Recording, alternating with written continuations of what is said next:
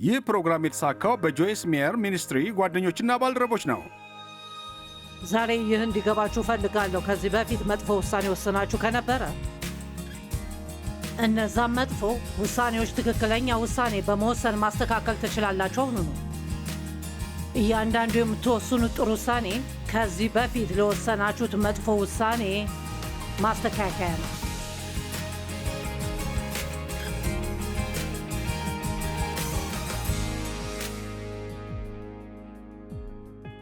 ዛሬ ሁልጊዜ በኑሮ መደሰት ዝግጅት ላይ ስለተገኛችሁ አመሰግናለሁ። ሁላችንም ማድረግ እንፈልጋለን ብዬ የማምነው ነገር ከተወሰኑ ዓመታት በፊት እንዲህ የሚል መጽሐፍ ጽፌ ነበር፣ ቀኑን መጠቀም። እርግጠኛ ነኝ ብዙዎቻችሁ ይኖራችኋል፣ ግን አብዛኞቻችሁ አይኖራችሁም። መጠቀም የሚለው ቃል የሆነን ነገር መያዝ ነው። እያንዳንዱን ቀን እንዴት ብለን መጠቀም እንዳለብን ማወቅ በጣም አስፈላጊ ነገር ነው እና በእርግጥም ምን ማድረግ እንዳለብን ወይም እግዚአብሔር ምን እንድናደርግ እንደሚፈልግ ቀኑ እኛን እንዲጠቀምና እንዲመራን ከመፍቀድ ይልቅ ማለት ነው። ከተወሰኑ ዓመታት በፊት ይህንን አስተዋልኩኝ። ለመኖር ከቀሩኝ ዓመታት በላይ የሚሆኑ ጊዜያትን ቀድሜ ኖሬያለሁ። አሁን 20 ወይም 30 ዓመታችሁ ከሆነው 40 ቢሆንም ስለዛ ብዙ አያሳስባችሁ። ነገር ግን ትንሽ በዕድሜ ከፍ በሉ። እኔ ከዛ ዕድሜ ትንሽ ከፍ ብያለሁ። ይህን ማስተዋል ትጀምራላችሁ። እኔ አላውቁም። አሁን 78 ዓመቴ ነው። ዕድሜ 100 እስከሚሆን ብኖር ራሱ የሚቀረኝ ዕድሜ ወደ 23 ዓመታት ነው የሚሆነው፣ 22 ዓመታት እና በእርግጥ ያ ብዙ ዓመታት አይደለም። ይገርማል ጊዜ እንዴት እንደሚሄድ። በሥራ በተጠመድን ቁጥር እንደዚህ ይመስላል። በፍጥነት ጊዜያችን የሚሄድ ይመስላል እና ስለዚህ እኔ በደንብ አንድም ቀን ቢሆን ላለማቃጠል በጣም እሞክራለሁ። አሁን ያ ማለት እኔ መቼም ቢሆን በጭራሽ አንድ ቀን ቢሆን እረፍት አልወስድም ወይም ቴሌቪዥን አላይም ወይም መቼም ቢሆን እያልኩ ያለሁት ሁልጊዜ መስራት አለብን አይደለም፣ ሁሌም ውጤታማ እንሁን አይደለም። ግን እያልኩ ያለሁት ለቀኑ መስራት የምንፈልገውን መስራት አለብን ነው እንጂ ቀኑ እኛን እንዲቆጣጠረን መፍቀድ የለብንም። በሕይወታችሁ ለቀኑ ምን ማድረግ እንደምትፈልጉ ያቀዳችሁበት ቀን የለም? ምን ማድረግ እንደፈለጋችሁ ታውቃላችሁ? ቁም ሳጥናችሁን ልታስተካክሉ ነበር፣ የተወሰነ ወደ ሱቅ ልትሄዱ ነበር፣ ልብሳችሁን ልታጥቡ ነበር፣ ወይንም ሳሩን ልትቆርጡ ነበር፣ ወይም የሆነ ነገር ለምትፈልጓቸው ነገሮች ዝርዝር ነበራችሁ። ከዛም በኋላ በድንገት ሌሎች ነገሮች መምጣት ይጀምራሉ። ስልካችሁ መጮህ ይጀምራል። የጽሑፍ መልእክቶችና ኢሜይሎች መቀበል ትጀምራላችሁ። መዘናጋት ትጀምራላችሁ። ኮምፒውተራችሁ ላይ ማየት ትጀምራላችሁ። ሳታስቡት 1 ሰዓት ከግማሽ ያህል ጊዜ ያሳልፋችኋል እና በቀኑ መጨረሻ ላይ ምንም ነገር እንዳላደረጋችሁ ታስተውላላችሁ። በእርግጥ ምንም ነገር አላደረጋችሁም እና በዛ ትበሳጫላችሁ። ያው እንደዛ አይነት ብዙ ቀኖችን አሳልፌያለሁ፣ ግን ይህንን አስተዋልኩ። በቀኑ መጨረሻ ላይ መበሳጫት የማልፈልግ ከሆነ ነገሮች ላይ ማተኮር ይኖርብኛል እና ከመስመር እንዳልወጣ መወሰን ይኖርብኛል እና ማድረግ የምፈልገው ማድረግ። ምክንያቱም የቀኑ መጨረሻ ላይ ስትደርሱ ጥሩ ስሜት አለው። መፈጸም የፈለጋችሁትን ነገር እንደፈጸማችሁ ስታስተውሉ፣ በድጋሚ ቀን አለመዛወራችሁን ስታዩና አሁን በሌላ ቀን እንዳልተረፈ ስታዩ፣ ስለ ትኩረት ተጨማሪ ነገር መማር እፈልጋለሁ። በማህበረሰባችን ውስጥ ትልቅ ችግር አለ፣ ትኩረት መስጠት። ከዚህ መጽሐፍ ውስጥ የተወሰኑ ነገሮችን አነብላችኋለሁ ምክንያቱም እንዲገባችሁ ፈልጋለሁ። እግዚአብሔር በነፃነት ነው የፈጠረን እና ያ ማለት ደግሞ የምንፈልገውን ነገር ሁሉ ማድረግ እንችላለን። ነገሮችን መምረጥ እንችላለን። ይህን እንድትዘነጉ አልፈልግም። እግዚአብሔር የእሱን ፈቃድ እንድናደርግ የእኛ ፈቃድ ይፈልጋል። የመንፈስ ቅዱስ መሪነት መከተል አይጠበቅብኝም፣ ግን የምከተል ከሆነ በጣም የተሻለ ሕይወት ነው የሚኖረኝ። ምክንያቱም ሁሌም ወደ ትክክለኛው መንገድ ነው የሚመራን። ለእኛ ያ ትክክለኛው መንገድ መስሎ ባይታየን ራሱ የእግዚአብሔርን ፈቃድ ለመምረጥ ፈቃዳችሁን ተጠቀሙ፣ በሕይወታችሁ በሙሉ ወይም ቀስ በቀስ በየቀኑ። እኛ ነፃነት ያለን ፍጥሮች እንደሆነ ልንረዳ ይገባል። እኛ መምረጥ እንችላለን። ያ ጥሩ ነው። ነገር ግን እኛ የመረጥነው ነገር ለሚያመጣው ውጤት ኃላፊነት መውሰድ አለብን። ብዙ ሰዎች መጥፎ ውሳኔ መምረጥ ይፈልጋሉ። ከዛን መጥፎ ውሳኔ ሲያጋጥማቸው ያንን መወጣት አይፈልጉም። በቅርቡ ሳነብ ነበር በየቀኑ በግምት ወደ 70 የሚሆን ያህል ውሳኔዎችን እንወስናለን። ያ ብዙ ነው። ያ የማይሆን ሊመስል ይችላል፣ ግን ስታስቡት ጠዋት ከመነሳታችሁ ጀምሮ ምን መብላት እንዳለባችሁ፣ ምን መልበስ እንዳለባችሁ ውሳኔ ትወስናላችሁ። ለሰዎች ምን እንደምትሉ፣ ለሰዎች ምን አለማለት እንዳለባችሁ እና ብዙ ውሳኔዎችን እንወስናለን። እና በውስጣችን የእግዚአብሔር ጥበብ እንዳለ ሊገባን ማስተዋል ይኖርብናል። የምንጠቀምበት ከሆነ እና ማድረግ ያለብንን ትክክለኛውን ነገር ያሳየናል። እግዚአብሔር የሚሰጠን እያንዳንዱ ቀን ስጦታ ነው። ያንን ደግሜ ማለት እፈልጋለሁ። እግዚአብሔር የሚሰጠን እያንዳንዱ ቀን ስጦታ ነው። ዳዊት እንደዚህ ያለ፣ እግዚአብሔር ያበጃት ቀን ይህች ናት፣ በእርሷ ሐሴት እናድርግ፣ ደስም ይበለን። ለራሴ በማዘን ጊዜ ማባከን አልፈልግም እና ዝም ብሎ በመቀመጥ ለራሴ ማዘን አልፈልግም። እኔ እንጃ፣ ግን ምናልባት ዳዊት እንደዚህ ሲል እግዚአብሔር ያበጃት ቀን ይህች ናት፣ በእርሷ ሐሴት እናድርግ፣ ደስም ይበለን። ምናልባት ጥሩ ቀን ኖሮት ላይሆን ይችላልና ደስተኛ ስሜት እየተሰማው ላይሆን ይችላል፣ ግን ውሳኔ ሲወስን ነበር። ይህንን ጊዜ ማባከን አልፈልግም፣ ሐሴትና ደስታን አደርጋለሁ።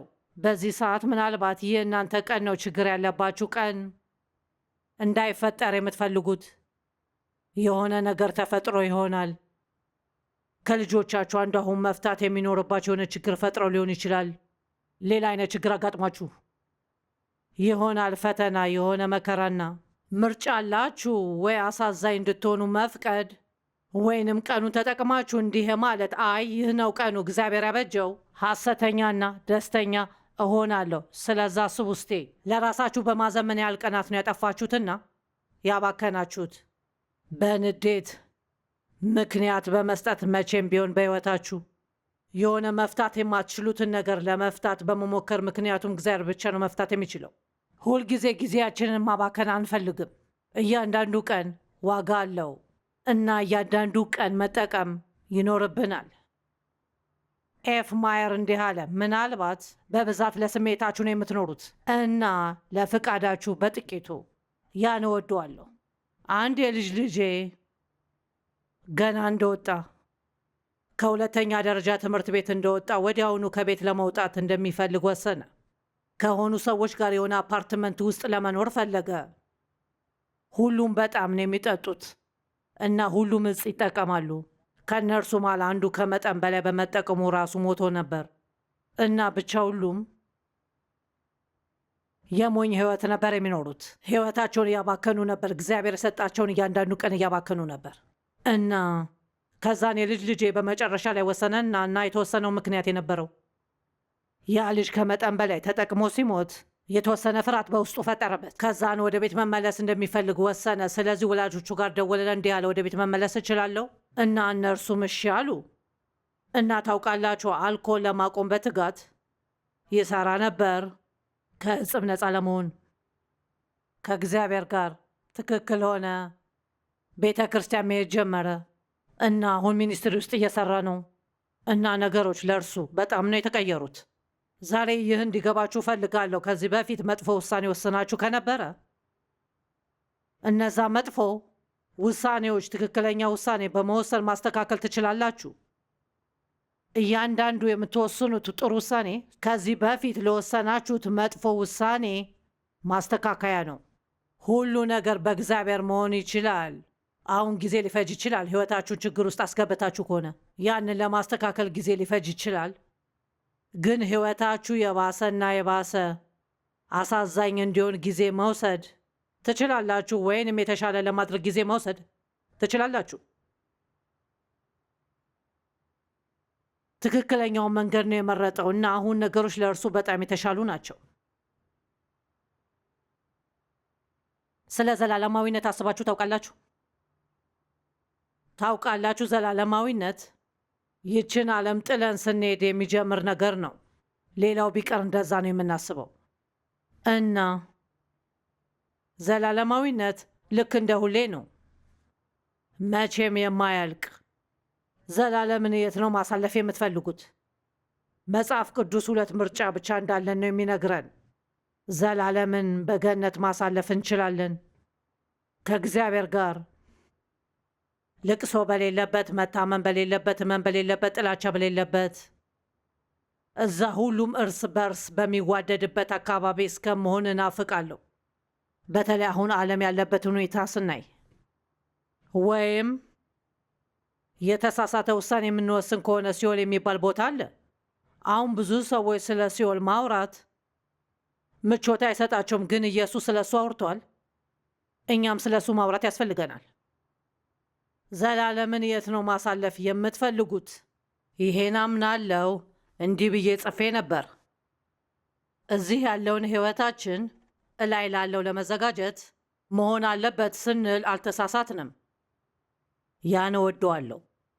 ሕይወቴን እግዚአብሔርን በማገልገል ማሳለፍ ከሆነ እርሱ እንዳደርግ የሚፈልገውን የማደርግ ከሆነ ያን በእያንዳንዱ ቀን ሳደርግ በበለጠና በይበልጥ ዘላለማዊ ኑሮ ለመኖር እየተዘጋጀው ነው። አሁን በእግዚአብሔር ጸጋ ድነናል፣ ሌላ በምንም አይደለም። ግን መጽሐፍ ቅዱስ ለሰራነው ስራ ሽልማት ይሰጠናል ይላል፣ ወይም ሽልማት እናጣለን። እና እኔ እንደዚህ አይነት ሰው ነኝ። እግዚአብሔር ማንኛውም አይነት ጥሩ ነገር ለእኔ ካለው እፈልገዋለሁ። ዝም ብዬ ያንን ማሳለፍ አልፈልግም። እኔ የምፈልገው እግዚአብሔር በክርስቶስ በኩል የሰጠኝን ውርስ በጠቅላላ መቀበል ነው የምፈልገው። እና ወደ ገነት ስገባ ብዙ ጥሩ ሽልማቶችን ማግኘት እፈልጋለሁ። ሽልማቶች እንዳጣው ማወቅ አልፈልግም። ምክንያቱም ሁሉንም ችላ የምልና ሰነፍ ነገሮችን የማዘጋየና በቀኖቼ ምንም ነገር ያልሰራው ነኝ። መጽሐፍ ቅዱስ እንደዚህ ይላል፣ ራእይ 12:13 ባይሆን እነሆ ቶሎ እመጣለሁ። ስንቶቻችሁ ይህን እንደምታምኑ አላውቅም፣ ግን ሲመስለኝ ኢየሱስ በቅርቡ በእርግጥም ሊመጣ ይችላል። አሁን በሁሉም ትውልድ ያሉ ሰዎች እንዲህ ብለው ያስባሉ።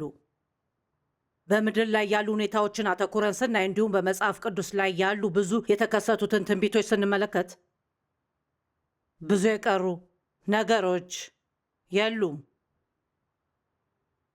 ነቢያቱ ይከሰታል ያሉት ነገር ሁሉ ተከስቷል፣ ሊመጣ ይችላል። እና ስለዚህ አንዴ ከተመለሰ በኋላ ለመዘጋጀት ምንም ጊዜ አይኖራችሁም። አሁን ነው መዘጋጀት ያለባችሁ። በየትኛውም ጊዜ ሲመጣ ለመሄድ ዝግጁ ኑ። እነሆ ቶሎ እመጣለሁ፣ ዋጋዬ በእኔ ዘንድ አለ፣ ለእያንዳንዱም እንደ ሥራው መጠን እከፍለዋለሁ። እነሆ ቶሎ እመጣለሁ፣ ዋጋዬ በእኔ ዘንድ አለ፣ ለእያንዳንዱም እንደ ሥራው መጠን እከፍለዋለሁ። ስለ እሱ አስቡ። በጣም አስፈላጊ ነው። ኤፌሶን 5:15 በጣም የምወደው ጽሑፍ ነው።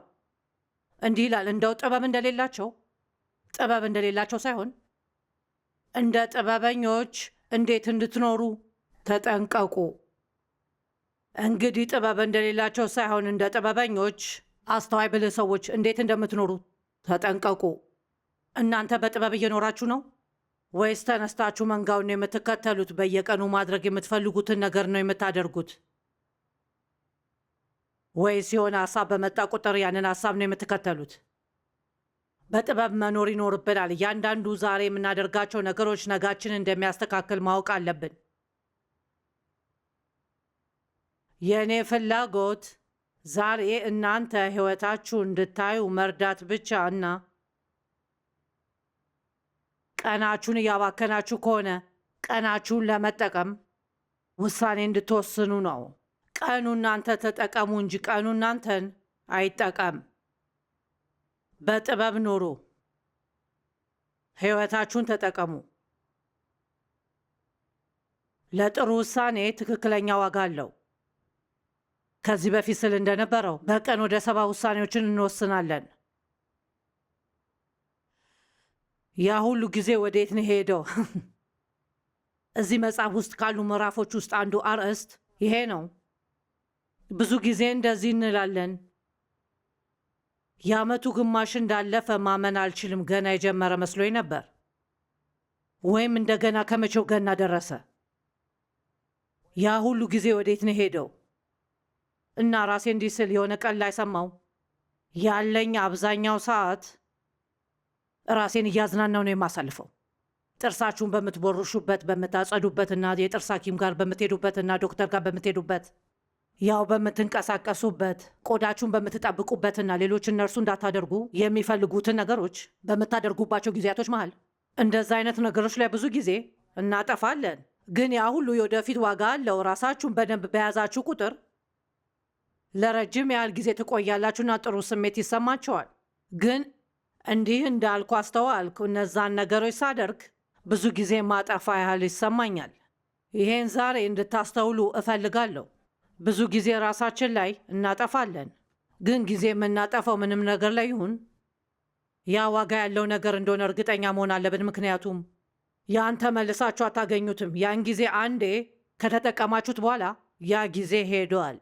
ለዛ ነው ቀኖቻችንን ሁልጊዜ የማናባክን ከሆነ እነዛን ቀኖች ምንም ፍሬ በማያፈሩ ጉዳዮች ላይ ነው እያሳለፍን ያለ ነው። እስቲ ህይወታችሁን በትንሹ እንድታዩ ትፈልጋለሁ። የህይወታችሁን አካሄድ እና ራሳችሁን ጠይቁ። በህይወቴ ምን እያደረግኩ ነው? ብዙ ሰዎች ደስተኛ አይደሉም፣ ህይወታቸውን አይወዱም። ለመቀየር ወደ እግዚአብሔር እየጸለዩ ነው። እግዚአብሔር ምንም ማድረግ አይችልም እናንተ እስከምታደርጉ ድረስ። ምናልባት እግዚአብሔር እንድታደርጉ የሚፈልገው ወደ 20 ነገሮች አሉ እናንተ ገና ያላደረጋችሁት። እግዚአብሔር ችግሮቻችሁ እንዲፈታ ትፈልጋላችሁ፣ ግን ነፃ ምርጫ አለንና ትክክለኛውን ነገር ለማድረግ እንድንወስን ይፈልጋል። በጥበብ ኑሩ፣ እንዴት እንደምትኖሩ ተጠንቀቁ። ኤፌሶን 5:15 ላይ ያለው ደስ ይለኛል። እነዚህ 3 ቁጥሮች ላይ 15፣ 16 እና 14 ኤፌሶን ላይ ስለ ጊዜያችንና ስለ ውሳኔያችን እንድንጠነቀቅ ይነግረናል። ዓላማ ያለው ሰው እንድንሆን አንድ ጓደኛዬ እንዲህ ብሎ ነገረኝ። ምናልባት ከ40 ዓመት በፊት ወደ ገበያ አዳራሽ ሄድን። ዓላማ ነበር፣ የሆነ ነገር ለመግዛት ነው የሄድኩት እና ዝም ብዬ እየሄድኩኝ ነበር እና ዝም ብላ በአካባቢው ስትዟዟር ነበር፣ እንዲሁም የሆነ ነገር ለማየት ብቻ የገበያ አዳራሽ ውስጥ ስትዞር ነበር። ከዛን እንዲህ አለች፣ በስተመጨረሻ ያወቅኩሽ መሰለኝ፣ አንቺ ዓላማ ያለች ሰው ነሽ። እንደዛ በመሆኔ ደስተኛ ነኝ። ውሳኔ መወሰን በመቻሌ እንዲሁም በውሳኔዎቼ በመጽናቴና ጊዜን ባለማባከኔ ደስ ብሎኛል።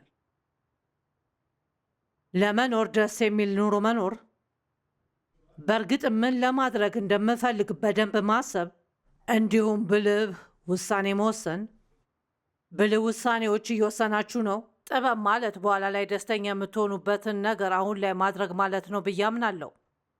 ዛሬ ምን ለማድረግ ወስናችሁ ከሆነ በኋላ ላይ ደስተኛ የምትሆኑበት ነገር ነው ሲመስለኝ። ይህንን ፕሮግራም ለማየት ጊዜ መውሰዳችሁ ራሱ ጥሩ ውሳኔ ነው እና ዛሬ እናንተ ልትጠቀሙበት የምትችሉበትን ነገር እዚህ ትሰማላችሁ እና ተስፋ የማደርገው ይህንን በማየታችሁ ብቻ ሳታዩ ብትቀሩ ከሚሆነው የተሻለ ነው። የትኛውም እድል እንዳያመልጣችሁ አትፍቀዱ። ቸለልተኛ አትሁኑ፣ ድብቅ፣ ግዴለሽ እና ሞኝ አትሁኑ። የእግዚአብሔርን ፈቃድ እወቁ፣ እንዲሁም ያንን ለማድረግ ወስኑ። ስለ ነገ እያሰባችሁ ብቻ ዛሬን አታባክኑ። ስለ ነገ እያሰባችሁ ብቻ ዛሬን አታባክኑ። ዛሬን በጥፋተኝነትና በውግዘት አታባክኑ። የሆነ ኃጢአት ሰርታችሁ ከሆነ ከዛን እመኑ፣ ስለዛ ነገር ለእግዚአብሔር ንገሩት፣ ይቅርታችሁን ተቀበሉ፣ ንስሐ ግቡ። ያ ማለት ፊታችሁን ከዛ ማዞር ነው። ያንን ደግማችሁ ላለማድረግ ወስኑ በእግዚአብሔር እርዳታ። ሰይጣን አንድ ቀን ኃጢአት እንድትሰሩ ያደርጋል። ከዛም በኋላ 10 ቀናት ጥፋተኝነት እየተሰማችሁ ትቆያላችሁ እና እነዛ ነገሮች በሙሉ የጊዜ ማባከን ናቸው። ውጤታም አይደሉም፣ ምንም ጥቅም የላቸውም። ብዙ ጊዜያችንን እናሳልፋለን። በብልሃት እናሳልፈው። ብዙ ጊዜያችንን እረፍት በመውሰድ በአምልኮ፣ በጸሎት፣ የእግዚአብሔርን ቃል በማጥናት፣ እረፍት በመውሰድ በመሳቅ፣ የግል ችሎታችሁን በማዳበር እንዲሁም በህይወት በመደሰት አሳልፉ። ህይወት ብዙ ገጽታዎች ነው ያሏት። እንዲህ ብቻ አይደለም ሁል ጊዜ በየቀኑ መስራት። በዛ ቀን የሆነ ነገር እያደረግኩ ሆኖ እንዲሰማኝ እግዚአብሔር ደስተኛ የምትሆኑበትን ቀን እንዲኖራችሁ ይፈልጋል። ጥሩ ግንኙነት እንዲኖራችሁ ይፈልጋል። እንድታመልኩትና ቃሉ እንድታጠኑ ይፈልጋል። መጽሐፍቶች እንድታነቡ ይፈልጋል። እግዚአብሔር እንድናደርጋቸው የሚፈልጋቸው ብዙ ነገሮች አሉ እና የመንፈስ ቅዱስ መሪነት የምንከተል ከሆነ መቼም ቢሆን አንደበርም፣ እንዲሁም አንቸገርም። ጊዜያችሁን ላለማባከን የምትጠቀሙት መንገዶች ምንድን ናቸው? ዋው! ቅሬታ ማቅረብስ? ያ ሙሉ በሙሉ ጊዜ ማባከን ነው። ታውቃላችሁ፣ እግዚአብሔር ጸሎትን ይሰማል፣ ግን ቅሬታን አይሰማም። ገነት ውስጥ ቅሬታ የማቅረቢያ ቢሮ የለም። መጽሐፍ ቅዱስ እንደዚህ ይላል፣ በነገር ሁሉ በጸሎትና በምልጃ ከምስጋና ጋር ልመናችሁን በእግዚአብሔር ፊት አቅርቡ እንጂ ስለ ማንኛውም ነገር አትጨነቁ። ከማስተዋል በላይ የሆነው የእግዚአብሔር ሰላም ልባችሁና ሀሳባችሁ በክርስቶስ ኢየሱስ ይጠብቃል። የሆነ ጊዜ እግዚአብሔር የሆነ ነገር እንዲሰጠኝ ጠየቅኩትና እንዲህ አለኝ፣ ለምንድን ነው ተጨማሪ የሚሰጥሽ? ስላለሽ ነገር ቅሬታ እያሰማሽ ከሆነ ብዙ ሰዎች ስለ እቅዳቸው ቅሬታ ያቀርባሉ። እኔ በጣም ነው የደከመኝ፣ ብዙ ነው የምሰራው ስራ አለብኝ። እንዴት ነው ማንም ሰው ይህን የሚሰራውን ስራ ሁሉ እንዲሰራ የሚጠብቀው? ያው እናንተ ናችሁ እቅዱን ያወጣችሁት እና እናንተ ብቻ ናችሁ ያን መቀየር የምትችሉት። እና ከመወሰናችን በፊት ማድረግ ያለብን አንድ ነገር በእርግጥም ምን ለመስራት እንደወሰንን ማሰብ ነው። ዝም ብላችሁ ስሜታዊ ሆናችሁ በደፈናው እሺ አትበሉ፣ ወይም የሌላ ሰው ስሜት እጎዳለሁ ብላችሁ ብቻ እሺ አትበሉ። ግን ያንን ነገር ለመወሰን ስለሚያስፈልጋችሁ ነገሮች አስቡ። ምክንያቱም ቃላችንን መጠበቅ አስፈላጊ ነው እና በአብዛኛው ጊዜ እግዚአብሔር እንድናደርግ ስለማይፈልጋቸው ነገሮች ዝም ብለን እሺ እንላለን። በመንፈስ ቅዱስ የምንመራ ከሆነ በዚያ አምናለሁ ሰላማዊ ኑሮ መኖር እንችላለን። መንፈስ ቅዱስ ብዙ ማድረግ ያለብንን ነገር የሚሰጠን አይመስለኝም። ለራሳችን ብዙ የሚደረጉ ነገሮች ልንሰጥ እንችላለን እና ለሌሎች ሰዎች እንድናደርግ የሚፈልጉንን ነገሮች የምናደርግ እንሆናለን። ግን በተረጋጋ ፍጥነት የሚሄድ ኑሮ ሊኖራችሁ ይችላል እና ሁልጊዜ ሩጫ ላይ አይደላችሁም። ለመስራት የወሰናችሁትን ነገሮች ለመስራት በመሞከር ሁሉን ነገር በማድረግ ምንም ጥሩ ነገር አናደርግም። ስለዛ አስቡበት።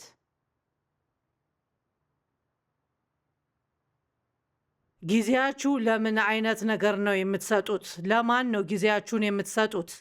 እርዳታ የሚፈልግ ጓደኛ ይኖራችኋል። ሁሌም የሆነ ነገር ለመስራት እቅድ ሲኖራችሁ አስቸኳይ ነገር የማያጣው ሰው። ሁልጊዜ የሆነን ሰው ከችግር ውስጥ ለማውጣት እቅዳችሁን መቀየር የለባችሁም። ያንን ለሰዎች እንደዚያ የምናደርግበት ጊዜ አለ። የሆነ ሰው ይደውልና እንደዚህ ይላል፣ መኪና ያልንቀሳቀስ አለች፣ ባንክ በጣም መሄድ አለብኝ፣ እዛ ልትወስዱኝ ትችላላችሁ? ሁሌም ለሰዎች ነገሮች እናደርጋለን፣ ግን አንዳንድ ሰዎች ያላችሁን ጊዜ በሙሉ ነው የሚጠቀሙት ለሁሉም ችግራቸው እናንተ ከፈቀዳችሁላቸው። ለሰዎች እንዴት እምቢ ማለት እንዳለብን መማር አለብን። እንዲሁም እሺ፣ ዝም ብላችሁ በስራ ተወጥራችኋል ወይስ ውጤታማ ናችሁ? ኢየሱስ በስራ እንድንወጠር አይደለም የጠራን፣ ፍሬያማ እንድንሆን ነው የጠራን። በእርግጥም መስራት የፈለጋችሁት ነገር ላይ ትኩረት መስጠት ትችላላችሁ? ዛሬ በየጊዜው ብዙ ሰዎች ትኩረት መስጠት ላይ ይቸገራሉ፣ ምክንያቱም በሕይወታችን የሚያዘናጉን ብዙ ነገሮች አሉ።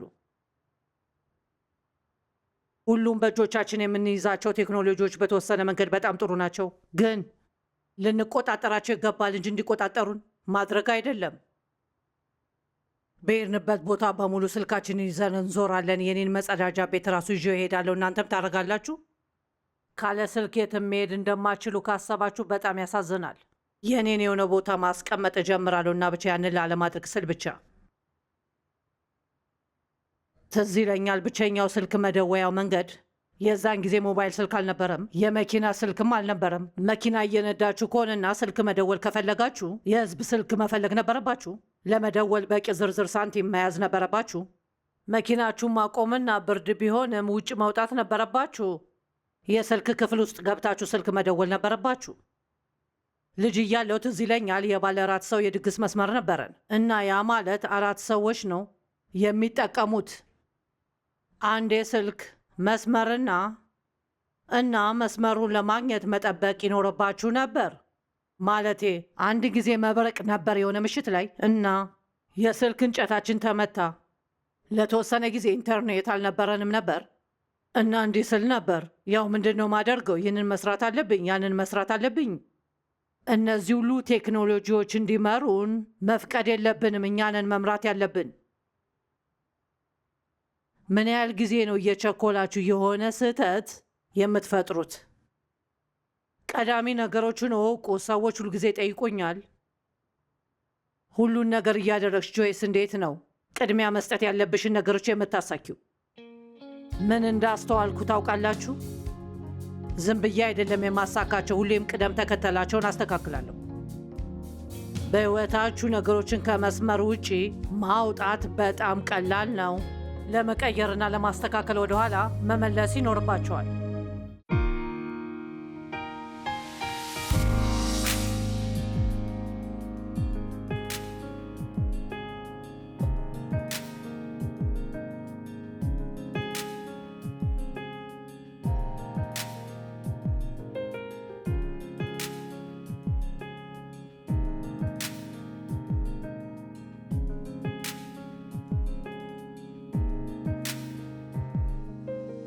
ይህ ፕሮግራም የተሳካው በጆይስ ሜየር ሚኒስትሪ ጓደኞችና ባልደረቦች ነው።